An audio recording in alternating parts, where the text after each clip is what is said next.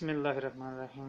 अस्सलाम वालेकुम नाज़रीन, मैं हूँ डॉक्टर ताहिर महमूद और मैं आज आपके लिए लाया हूँ। सर्दियों का मौसम है तो इस आजकल के मौसम में जल्द जो है ना वो खुश्क और खुरदरी हो जाती है।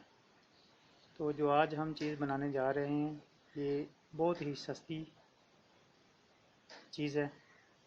इसके लिए हमने करना ये है कि हमने ये चीज़ें लेनी है।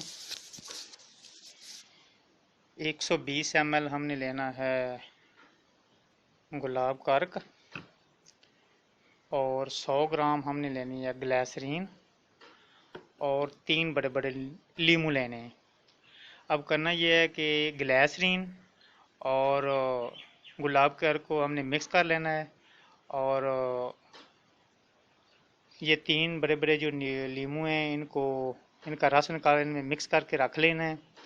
तो ये जब भी सुबह शाम ज़रूरत पड़े तो ये हाथों पे और पाँव पे चेहरे पे लगाया जा सकता है।